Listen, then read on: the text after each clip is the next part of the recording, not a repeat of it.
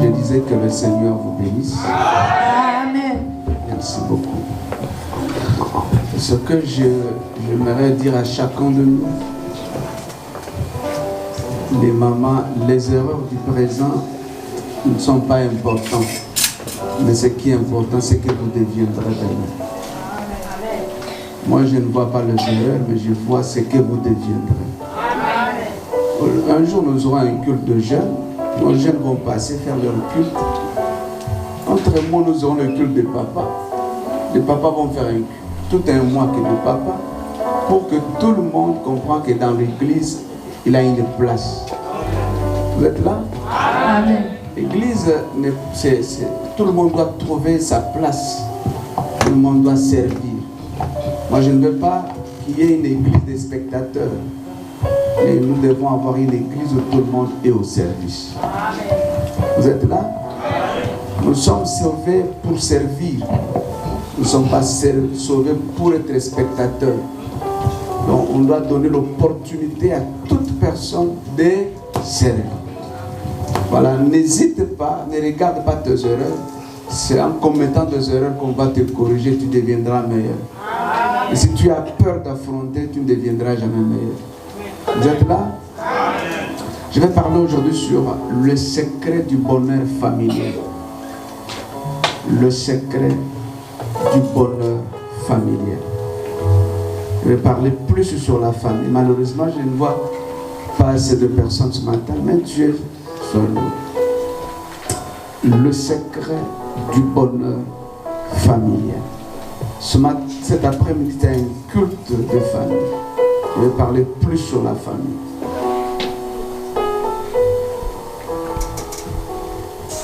Dieu a créé l'homme avec le pouvoir du choix. J'ai commencé. Chacun de nous a un pouvoir qu'on appelle le choix. Tu peux choisir l'habit que tu veux porter aujourd'hui. Tu peux choisir la marque de voiture que tu veux. Mais personne n'a eu le choix de choisir la famille. Tu peux choisir n'importe quoi. Le pays auquel tu veux vivre. Mais la famille, personne n'a eu le choix de le faire. C'est un choix imposé par Dieu. On peut se poser des questions. Pourquoi suis-je né dans cette famille? Mais c'est Dieu qui l'a voulu. Tu ne peux pas changer ça. Vous êtes là? Amen. La famille, c'est la main de Dieu sur la terre. J'insiste. La famille, c'est une main de Dieu sur la terre. Si Dieu veut accomplir quelque chose sur la terre, il passe par une famille. Si Dieu veut accomplir son plan sur la terre, il passe toujours par une famille. Chaque projet de Dieu sur la terre a été accompli au travers d'une famille. Même Jésus, pour venir sur la terre, il est venu au travers d'une famille. Amen. Amen. La famille, c'est, je dis encore, c'est une main de Dieu sur la terre. Là où on doit vivre, voir l'amour, on doit voir le pouvoir, le plan de Dieu s'est réalisé. La famille, c'est quoi encore? La famille, c'est une équipe. Une famille, c'est une équipe. Or, si la famille est une équipe, cela veut dire que chaque équipe a des joueurs. Or, chaque joueur doit connaître son poste. Papa, j'y peux, ça va? Maman, relève ta main. Ok. Donc, si la famille est une équipe, donc chaque équipe, chacun doit connaître son poste. il y a les attaquants, il y a les défenseurs, il y a le médiateur. Alléluia. Et si nous sommes une équipe, chacun doit découvrir son poste pour mieux le faire. Si tu ne le fais pas, personne ne le fera. Et chaque joueur qui joue mieux son jeu, l'équipe va gagner. Une famille ne peut pas être une famille gagnante si chaque acteur n'est pas participant. Vous êtes là? Amen. Ça c'est très beau. Nous allons lire quelques textes qui vont nous aider. C'est quoi? Si nous lisons très bien la Bible, le projet de Dieu pour les familles, c'est quoi? Dieu n'a jamais pensé à la misère d'une famille. Dieu a créé les familles pour la bénédiction. Voilà pourquoi Dieu dit à Abraham, toutes les familles de la terre seront bénies en toi. Donc il y a une promesse de bénédiction pour chaque famille. Je veux que ta famille soit bénie. Amen. Le projet de Dieu pour la famille, c'est la paix. Le projet de Dieu pour la famille, c'est la fécondité. Le projet de Dieu pour la famille, c'est la productivité. Le projet de Dieu pour la famille, c'est le bonheur. C'est la satisfaction. C'est la stabilité. Mais le bonheur n'est pas défini de la même manière dans la Bible comme le monde est défini. Ça c'est très important. Lisons la Bible.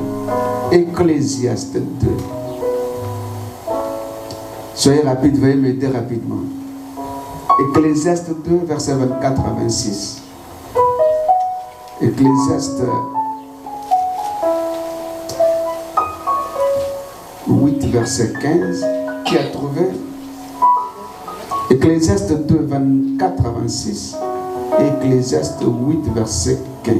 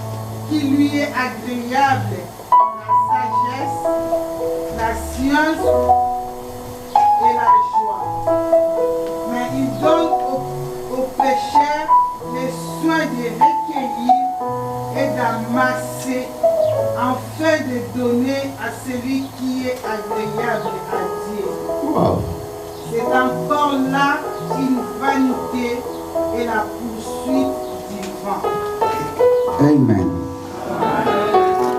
Ecclésiaste combien? 24 à 2, 24 à 26. Est-ce qu'on peut lire? Moi j'aimerais, lisons Ecclésiaste 3, 12 à 13. Ecclésiaste 3, 12 à 13. J'ai reconnu qu'il y a des bonheurs pour eux quand se réjouir et à se donner du bien-être pendant leur vie. Mais si un homme mange, boit et jouit du bien-être au milieu de tout son travail, c'est là un don de Dieu. C'est un don de Dieu. Tu peux travailler sans se réjouir de ton travail. Il y a des gens qui travaillent dur, mais n'ont jamais été satisfaits. Continue, le texte est fini là.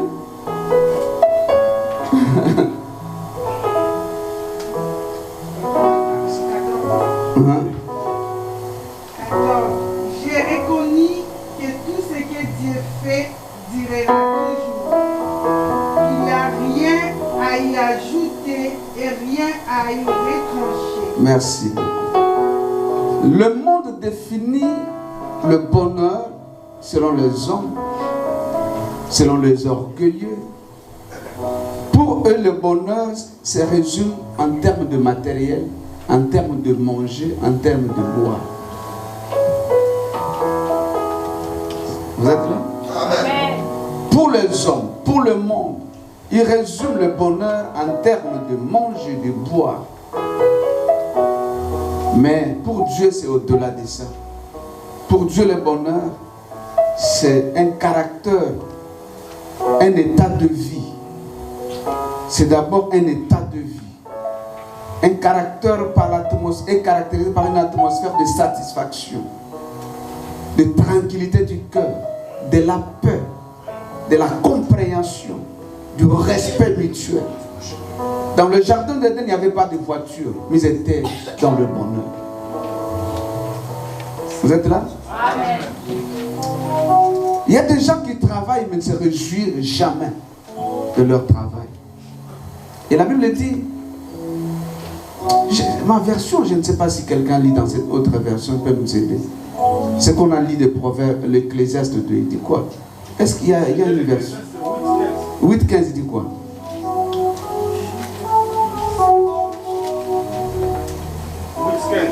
Dit quoi?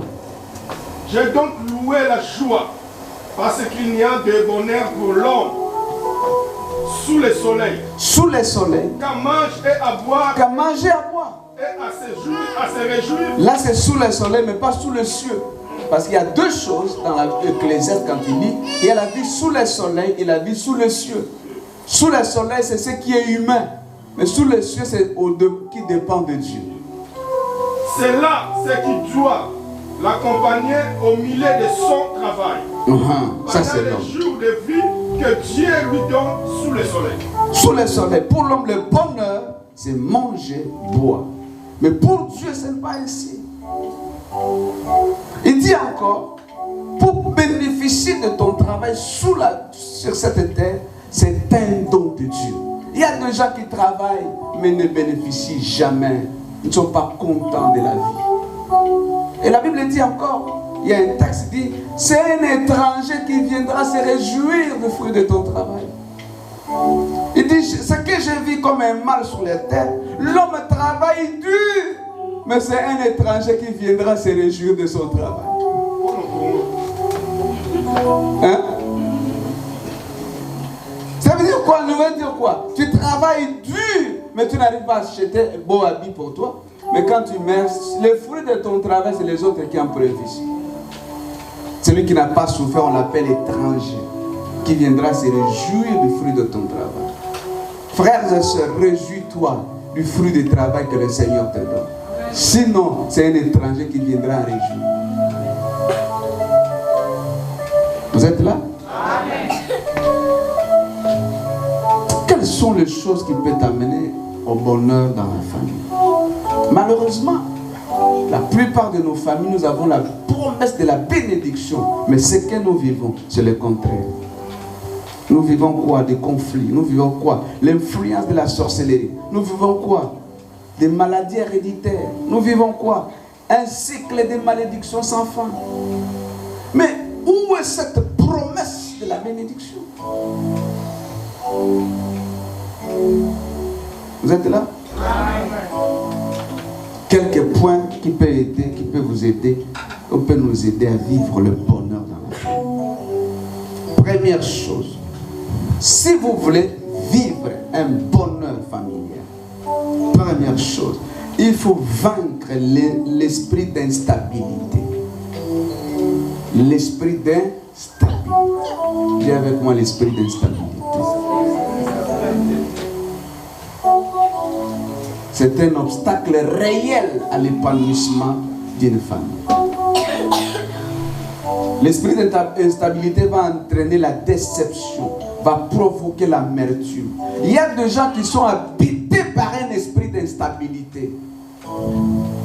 Il peut commencer, il peut investir dans une relation, il peut investir dans un travail, mais il va abandonner pour rien, pour aller recommencer ailleurs à zéro. Il y a Bandelaka. Vous êtes là? Amen. Surtout, ce soit Lingi. Il y a pas de Lingara. Il y a soit Lingina carte, à part carte bleue, après ça la carte. Hein? Hein?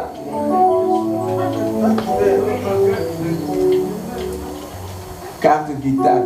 Une carte vitale après ça. Alors, on a carte de crédit, la carte vitale. Il investit bien, même carte vitale il donne. Mais à la fin, tellement il est habité par l'esprit d'instabilité, il va aller recommencer tout à zéro. Frères et sœurs, ce que tu as investi pendant 20 ans, ne l'abandonne pas. Peu importe les épreuves, peu importe les circonstances, accroche-toi. J'ai aimé une femme dire quelque chose, je le suivais, il disait ceci. Il dit, une femme doit comprendre à un moment donné dans sa vie, à un certain âge, tu dis à ton mari, tu es très important pour moi. Si on a bandé à zéro, on a bandé la wapi. Il va je t'aime, non, tu continues caca.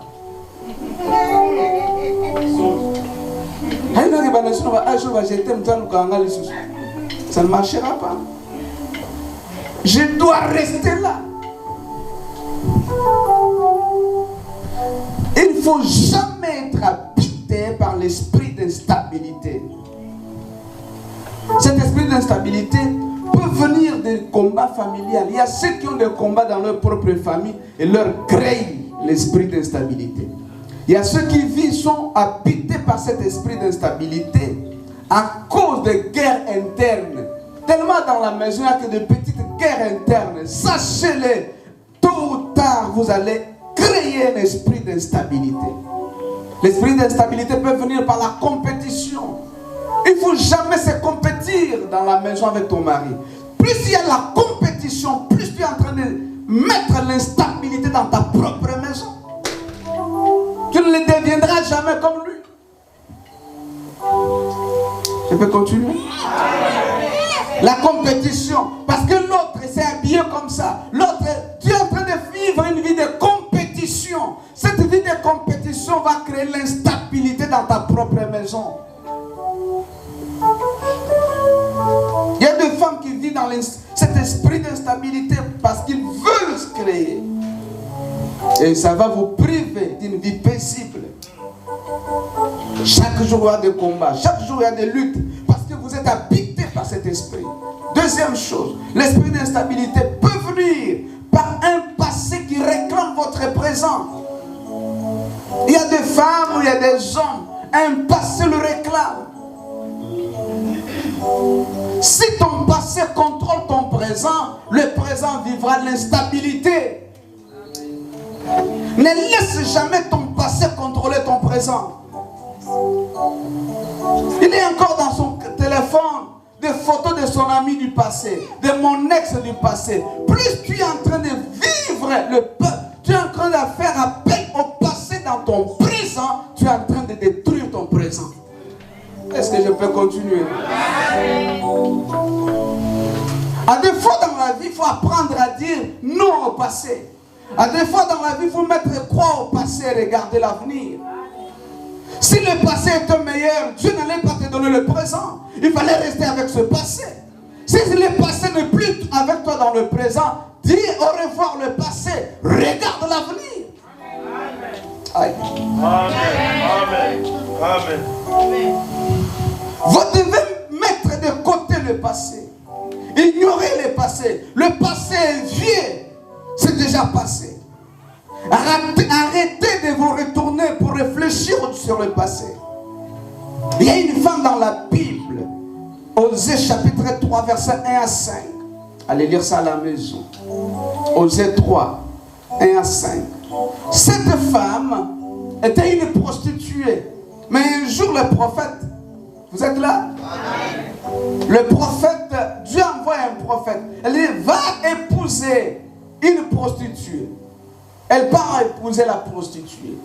Elle l'amène à la maison. Le statut a changé, oui ou pas? Oui, le statut a changé, oui ou pas? Elle devient qui? Mariée. Elle n'est plus prostituée. Mais dans la maison de cet homme, du prophète, un jour, on voit la prostituée retourner dans ses histoires. Pourquoi? Parce que son passé le réclamait dans le présent. Tu peux détruire ton statut du présent à cause d'un passé. La plupart des batailles dans la vie, ce sont des batailles du passé. Amen. Amen. À mon avis, ce sont des bitouma de ton passé qui te réclament dans le présent. Le jour où tu vas vaincre, tu vas avancer. Ah ben, vous ne m'encouragez pas de prêcher.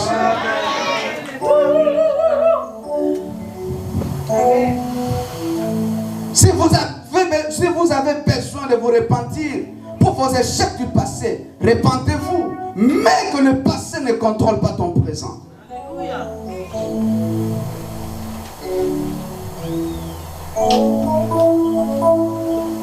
Lot et sa femme quittent Sodome. Mais ce qui va détruire cette femme, c'est quoi? Le regard au passé.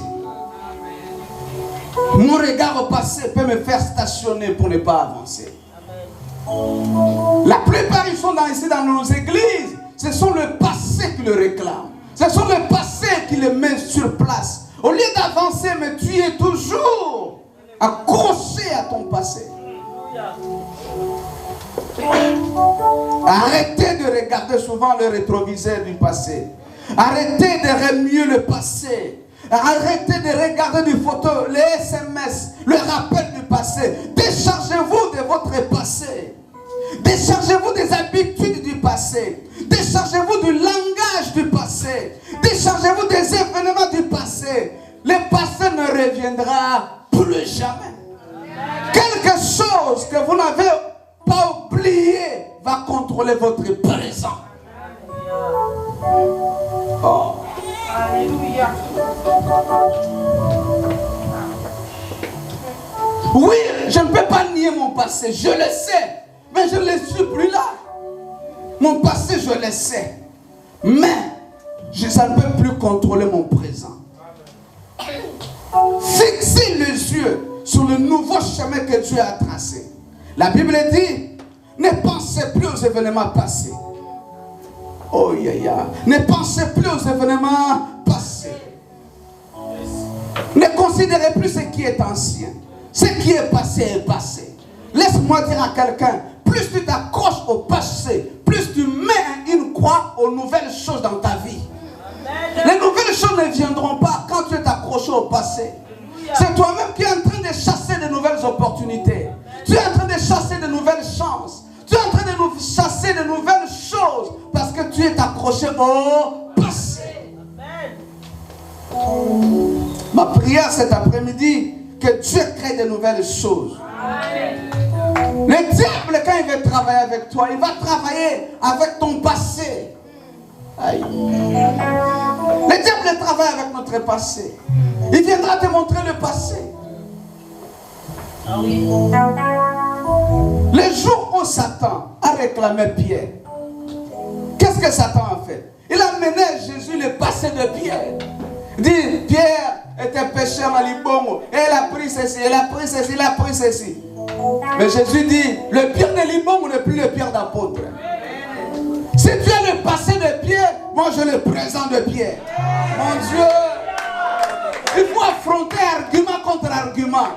Apporte-moi mon passé, moi je t'apporte les arguments du présent. Aïe, aïe, aïe, aïe, aïe, encouragez-moi de continuer à prêcher. Si tu m'apportes les arguments du passé, oui, je les sais. Mais moi j'ai des arguments de mon présent. Le passé, oui. Mais le présent, j'ai un nouveau statut. Amen. Je suis l'épouse d'elle. Je porte le nom d'eux. Mais le passé, je n'avais pas ce nom-là. Apprendre à mettre la croix sur votre passé. Que le passé ne contrôle pas ton présent. Tu ne marcheras pas vers l'avant. Voilà une des causes d'instabilité. Elle est dans un mariage, mais il continue à appeler son passé. Tu es en train de mettre une barrière aux nouvelles choses dans ton couple. Et tu vas créer une instabilité totale. Vous êtes là? Troisième chose qui peut apporter l'instabilité. Je ne parle pas d'abord de Satan, je parle d'abord. Troisième chose. Lisons Ecclésiaste 6. C'est ça que je cherche. On commence au verset 1. Ecclésiaste 6. Aidez-moi, s'il vous plaît. J'ai lu la parole du Seigneur. Amen. Exode 6, verset 1. Commence au verset 1. On va descendre petit à petit. Il est un mal que j'ai vu sous les soleils. Il y a un mal que j'ai vu sous le soleil. Il n'appelle pas ça bonheur, mais il y a un mal qui est sous le soleil. Quel est ce mal? Et qui est fréquent parmi les hommes. Ce mal n'est pas quelque chose d'accidentel, mais c'est quelque chose qui est fréquent, qui est continuel parmi les hommes. Quel est ce mal? Il y a des hommes à qui Dieu a donné des richesses. Il y a des hommes que Dieu a donné de richesses, Des biens de biens, et de la gloire. de la gloire. Et qui ne manque pour son âme de rien. Il ne manque rien pour sa vie. De ce qu'il désire. Tout ce qu'il désire, il peut en avoir. Mais que Dieu ne laisse pas mettre dans le juif. Il y a un mais. Dieu ne laisse pas le pouvoir d'en jouir de cela. Dis avec moi, je refuse cela. Je refuse cela. Aide-moi, je refuse cela. Je refuse cela. Car c'est un étranger qui en jouira de ça. 30 ans de travail, 30 ans dans une entreprise. J'ai acheté une maison, j'ai ceci. Mais tu n'arrives pas à te réjouir de cette maison, de ce que Dieu a fait. C'est une autre personne qui viendra se réjouir. Dis avec moi, je refuse cela. Dis encore avec moi, je refuse cela. Mais c'est un autre qui se réjouira de ça. Ah mais non. Je sors pendant la neige, pendant l'hiver au travail. Mais c'est l'étranger qui viendra se réjouir. Je refuse ça. Oh, est-ce que vous êtes là ou non? Lui, il est calme, à l'aise. Étranger. Mais il viendra vers sa vie. Oui, il profite de quelque chose qui n'a même pas transpiré. Parce que Dieu n'a pas donné à cet homme-là le pouvoir de se réjouir de son travail. Il travaille dur. On lui paye. Papa, ici, il y a un problème. Donc, pour lui, son argent, c'est les autres qui en bénéficient. Mais lui-même ne bénéficie pas de ça. Frère, il faut refuser ça. C'est ce qui se fait fréquemment sur la terre. Continue. C'est là une vanité et un mal grave. On appelle ça quoi? Un mal, hein? C'est un grave. J'ai fait conteneur, j'ai envoyé à Kinshasa. Maintenant, un cahier. L'autre se réjouit. C'était un malin grave. Celui qui se réjouit de ça, c'est qui? Un étranger. Oh, mais encouragez-moi de prêcher, non?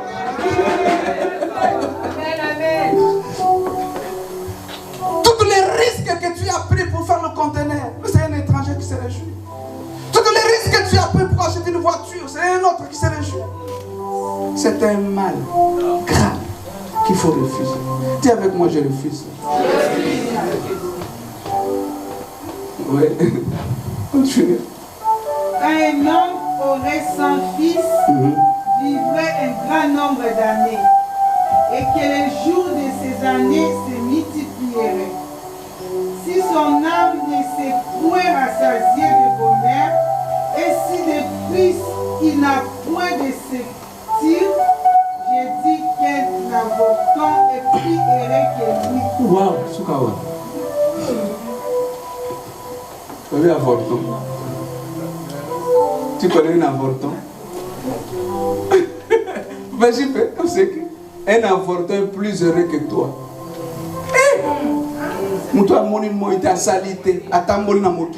Il est plus heureux que toi.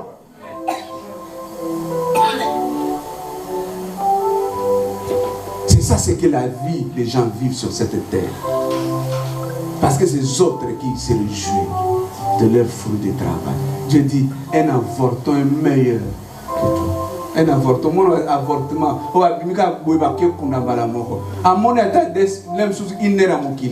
mais il est plus heureux que toi qui as 40 ans, 50 ans dans une entreprise qui travaille.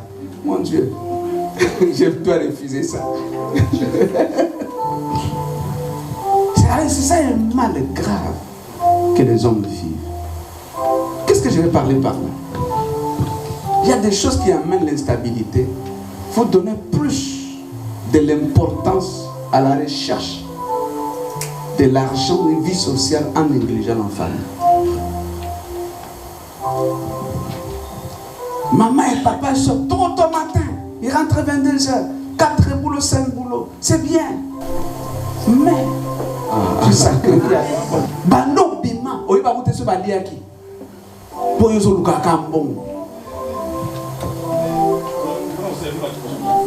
pour servir les autres qui sont loin de toi. Vous êtes là? Amen. Amen. Amen.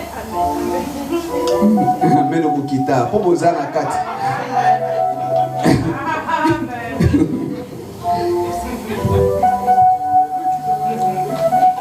Anna, la Bible nous parle de Naomi et Elimelech. Pourquoi ils ont quitté Bethléem? Pour aller chercher quoi? Chercher un statut de vie. Ah, ici, il vient aussi mater. On peut aller ailleurs chercher. C'est bien. Il faut chercher, c'est bien. Mais ce que vous cherchez ne peut pas sacrifier le bonheur de la maison. Si vous mettez l'objectif, l'argent, et vous sacrifiez l'éducation, la santé de vos propres enfants, ça sert à quoi?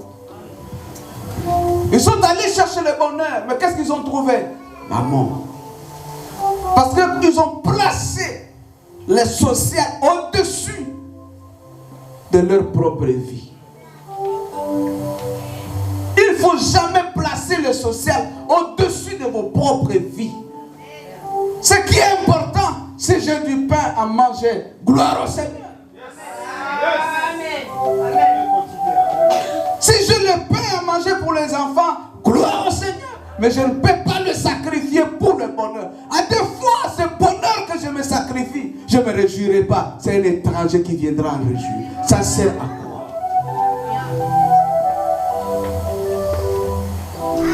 Je peux continuer? Amen. Alléluia. Amen. La cupidité. Il y a des femmes cupides. Prêts à faire n'importe quoi pour un bon. Attention. Même les hommes. Bazar. Bazar de bébé. Cupides. Des hommes et des femmes cupides. Pour eux, l'argent est au-dessus de tout. Ils ont la paix dans la maison quand il y a l'argent. Quand il n'y a pas l'argent, il n'y a pas de paix à la maison. Pour eux, l'argent au-dessus de l'amour des gens.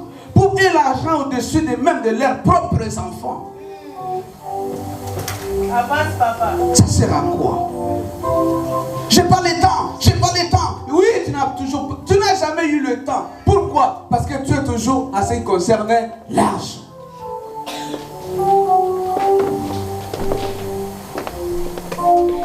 Vous êtes là? Amen, amen. Ne place jamais le social au-dessus. Ah, je passe? Est-ce que je peux passer? Lisons Ecclésiaste 5, 9 à 10. Nous avons tous besoin de l'argent. Mais l'argent ne peut pas être au-dessus du bonheur. Ne peut pas être... Frères et sœurs, si l'argent commence à influencer vos décisions, vous êtes malheureux. Il y a des gens, c'est l'argent qui influence leurs décisions. Si l'argent commence à influencer tes décisions, tu es malheureux. Vous êtes là? Oui? 5, 9 à 10. Amen. Celui qui aime l'argent ne sera jamais rassasié de l'argent. Merci. Oh. Et celui qui aime les richesses n'en profite pas. Celui qui aime les richesses n'en profitera jamais de la richesse. Celui qui donne ses conseils, c'est qui? C'est Salomon. Celui qui avait la richesse. Celui qui avait l'argent. Merci, maman. Ce qui est important, si tu as du pain contente-toi de ça. Celui qui aime l'argent ne se rassasie pas de l'argent. Celui qui aime la richesse, au contraire, il va attirer que de peine, de taux. Il n'arrivera pas. Katiozoka.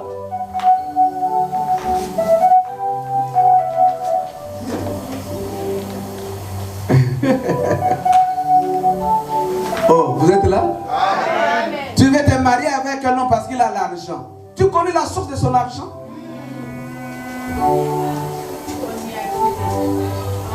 Je le suis parce qu'il va me donner. Il m'a promis. Ah, il t'a promis. Après les promesses, c'est toi qui vas partir.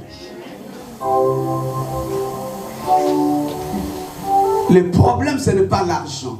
Le problème, c'est toi, tes intentions à l'argent. L'argent n'est pas mauvais, mais l'intention de l'argent. Comment il l'utiliser? Comment tu t'approches de l'argent? Ne place jamais le social au-dessus de ta maison, au-dessus de ta femme, au-dessus de tes enfants. Place l'argent à sa juste place. Je peux passer? Amen. Pour terminer, ce n'est pas long aujourd'hui. Est-ce qu'on peut acclamer le Seigneur?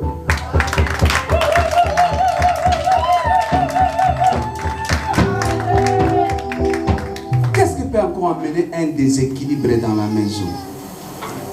Trois derniers points peut-être. Je n'aurai pas assez de temps de parler autre chose. Le comportement. Je vais citer quelques comportements rapidement. Vous amenez un déséquilibre dans vos maisons parce que, vous avez un comportement très critique et très agressif. Il y a des femmes qui sont trop agressives, des hommes agressifs.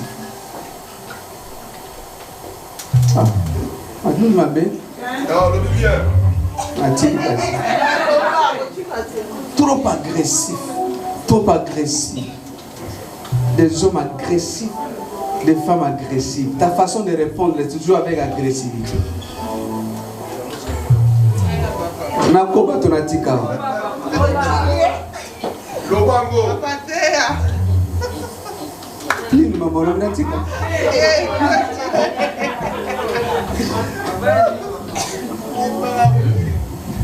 Non, je vais parler quelques comportements. Et vous allez continuer le reste. 2, 3, 4.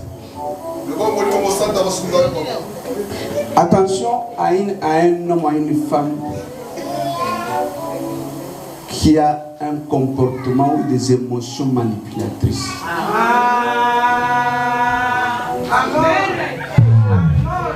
Il y a des femmes, il y a des hommes qui ont un comportement émotionnel de manipulation. Il peut arriver qu'un homme ou une femme peut te manipuler avec ses émotions. Et avec ces émotions, il veut créer une culpabilité en toi. À des fois, comme tout ça pour te manipuler. Nous avons collé là. Nous avons fait ce ultimatum. Tout ça pour te manipuler. Ah.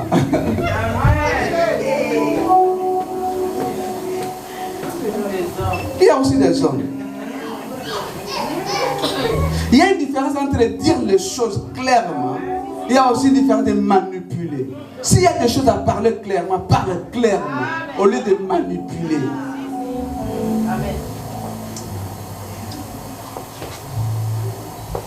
Si tu as l'objectif de manipuler, tout celui qui a l'objectif de te manipuler, l'objectif c'est de te contrôler.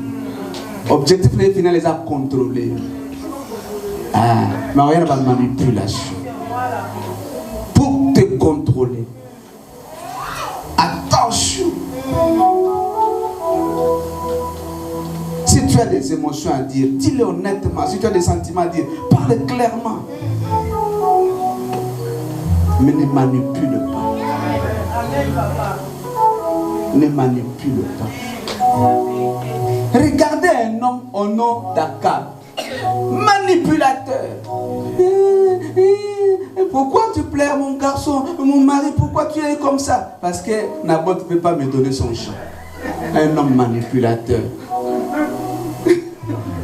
Ici c'est l'homme qui manipule la femme. C'est pas la femme qui manipule. Ah papa JP.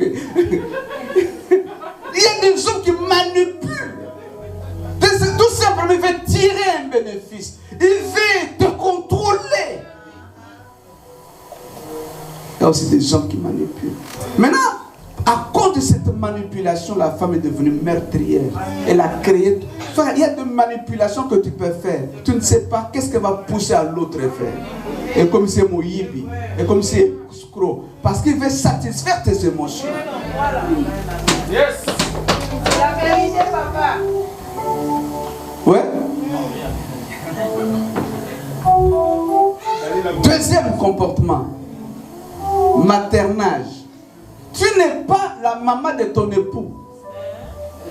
Si on a la maman, ou comme c'est le cola, il y a comme avant le mois na bino. On a tinda.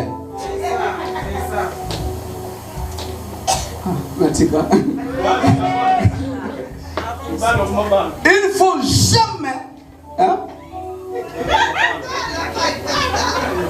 Ton mari n'est pas ton enfant. Il n'est pas ton enfant.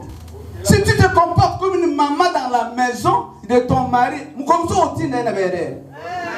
Parce que nous, on est le roi, on est le bosso. Ta façon de parler est changée. Tant qu'on change, au moins soit tant qu'il y a maman, pour ça, soit moi, on a eu. Ah, je laisse là. Il y a des femmes comme ça. Vous détruisez vos maisons sans le savoir. Vous amenez un déséquilibre sur vous. N'allez maman d'accord. Oui. Vous avez maman babana mais tata wanate. Pour un jour, on considérait le quoi moi non liboso. On manquait de respect. On l'obéit le langage à ma belle parce que tu le considères comme un enfant. Bébé. Nous de la possibilité de la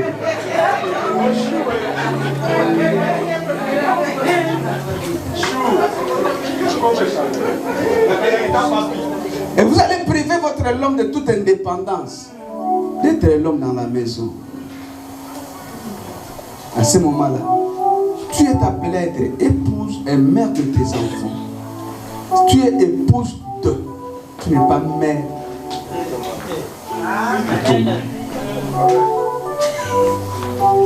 Je vais continuer.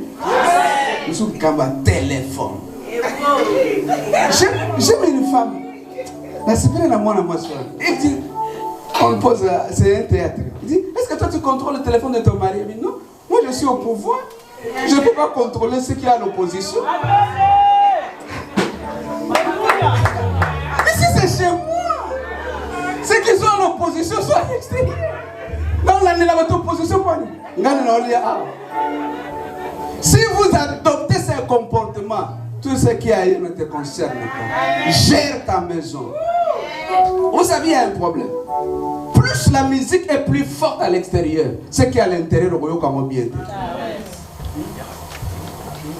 Non. Quand il y a la musique à l'extérieur plus forte qu'ici, la plupart des femmes sont comme ça. Leurs oreilles sont plus à la musique de l'extérieur. Ils ont perdu la musique de l'intérieur. Tu n'as plus le contrôle de ton intérieur. Pourquoi? Parce que tes oreilles sont à l'extérieur. Et tu vas mettre un désordre dans ta propre maison à cause de la musique de l'extérieur. Matissa dit musique, il y a Kati.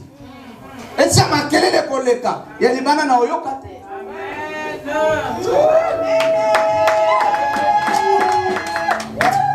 Si on a la convention de ma maman, mais là, j'attends au foin.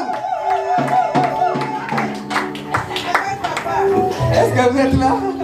Je vais continuer pour terminer.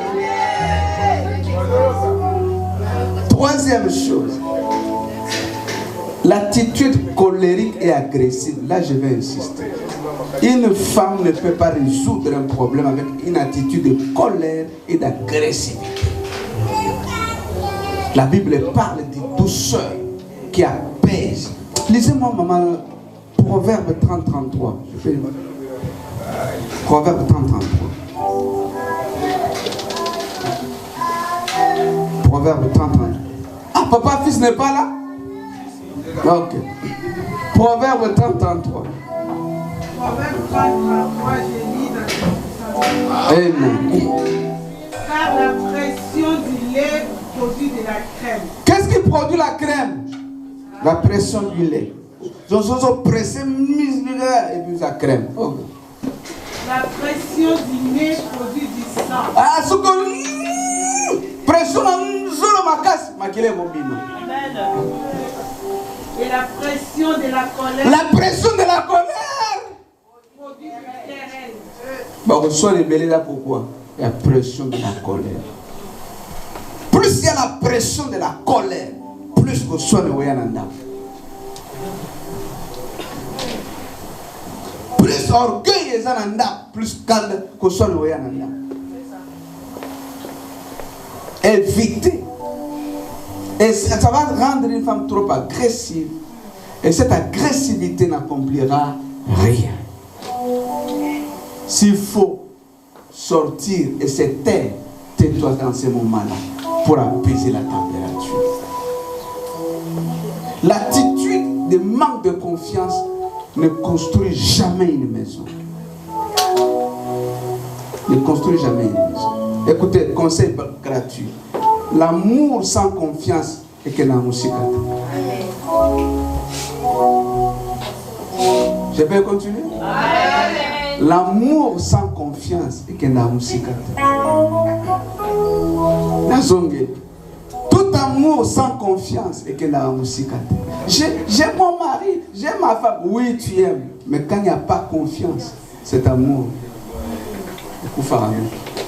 Parce que confiance, c'est un élément qui construit, qui protège.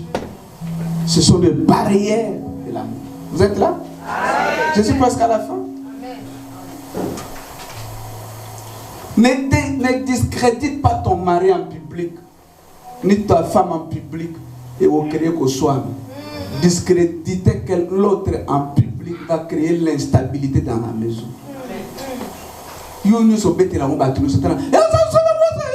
En public, il va qui ça. Ne discrédite jamais l'autre en public. Ça n'apportera jamais la paix.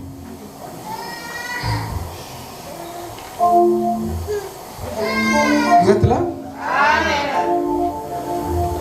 Et l'Okwasuka. Merci. C'est là, merci maman.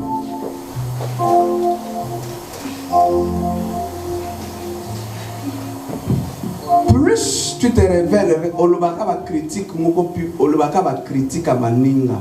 Non, Olobaka va point fort dans Bangote et à ma paix. Oui, j'ai des erreurs, mais apprenons aussi à parler de points positifs. Nous avons ma paix. Nous avons ma paix à Maninga, ma paix à Mobali, ma paix à moi. Yekazala ma paix. Alléluia. Amen. Amen.